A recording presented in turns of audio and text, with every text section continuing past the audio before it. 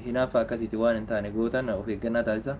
Nama tokko ol fannistanii gaggaragalchuun duratti nama sayyoo inni badii qabaate gorsa.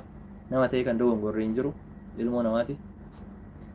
Kanaaf dogongora irraa immoo wal gorsuun immoo dirqama keessanii yoo dandeessa waan akka isan hojjedha. Yoo hin dandeenye koomentii barreessitanii nama san hamilee cabsoo osoo hin taane dhiisaa biraa ba'a ilaalinaan daawwatina maal isin godha. Eenyummaan kamuu kaayyoo isaa qaba. Kaayyoof manaa ba'a. Galma sanaa gaga'uutti jechuudha ni tattaaffatan. Isin immoo waan gaarii barreessanii fi badaa barreessanii fi isa waan duubatti deebisu tokko hin jiru. Akka namaatitti garuu yaadan gargaartanii waan akkanaatira waan akkana osoo hojjette nuti tola osoo jettanii ni baay'ee bareedadha. Walumaa galatti yaadni isin naa barreessaa turteen immoo baay'ee natti tolee jira.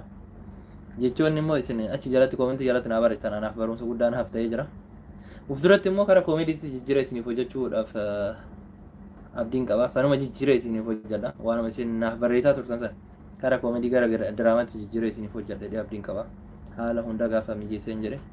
Yoo rabbi jedhe immoo yeroo dhiyootti immoo waan hundaa sirreessee karaa koomeedii fi diraamas qabadheetiin hin dhufa jedhee abdiin qaba.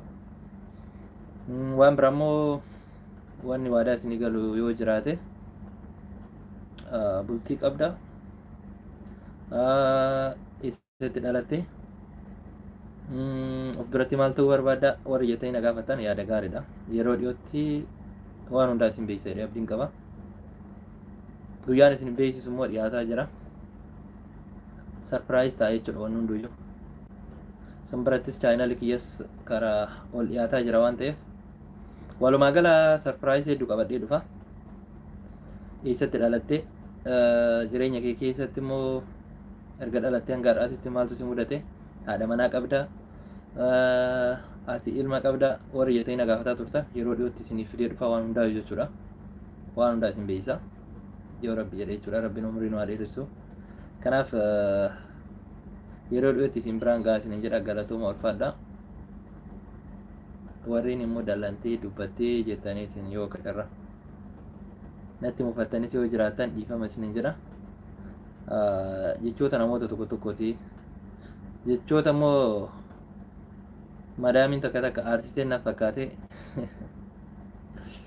warreen koomentii akkasii barreessaa warra aaraa madaamii natti baatan naaf fakkaata. Anaaf immoo barumsa guddaa naa ta'ee jira. Yeroo dhiyootti karaa koomeediitti jijjiira isinii fida isuma sanillee. Seenaa jireenya kiyyaatti fi gaafii isin na gaafatan hunda isaatu jechuudha yeroo dhiyootti qabadhee isinii dhufa.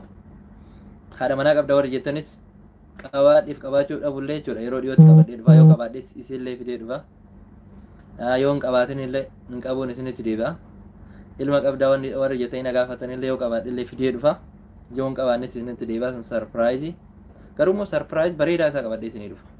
Waa'ee bultii fi waa'ee jireenya kiyya sarpiraayiz bareedaa qabadhee isinii dhufa waan ta'eef rakkoon qabu obsaan na eeggadhaati yeroo muraasatti na jajjabeessaa na bira dhaabbadhaa rakkoon qabuuti. Sarpiraayiz addaati garuu sun waa'ee jireenya kiyyaa keessatti sarpiraayiz addaa qabadhee isinii dhufa. Kanaaf isin immoo san ta'uuf immoo yuutuuba keessa sabskiraayib gochuun dagatina. Koomentii babbareedaa naaf barreessa. San biratti immoo na jajjabeessaa waan an hojjechuu qabu irratti immoo waan isin barbaadda yoo jiraattan immoo yaada keessan jalatti naa kaa'uu dandeessanii. Hin badina sheer gochuullee hin dagatina wal jabeessa. Warreen immoo yuutuuba gubbaarratti jechuudha yuutuuba banattanii itti fayyadamuu wallaaltaa warri immoo banachuu barbaaddanis yoo jiraattan waan danda'urraa waan beekurraa jechuudha isin barsiisu irraa duubatti hin goru. Kanaaf sarpiraayiz addaan qaba yeroo dhiyootti na eeggadhaa isiniin jedha. Eenyuun akka isin barsiisu jireenyi kiyya maal akka ta'e of duratti immoo maal akka jireenya akkamii jiraachuu akka barbaadu kaayyoon kiyyas maal akka ta'e yeroo dhiyootti isin beeksisa waan ta'eef yookiin haadha manaa kiyya qabee dhufa yookiin immoo hin beekamu yookiin sargii godhaayyuu yoo haadha manaa hin qabaatin jechuudha. Kanaaf yeroo dhiyootti na eegaa isiniin jedha. Abdiidhaan na eeggadhaa. Isin jaaladha isin kabaja. Bakka jirtanitti immoo nageenyi isiniif haa baay'atu. Warri mana hidhaa keessa jiranis rabbiin nagaa naa baasu.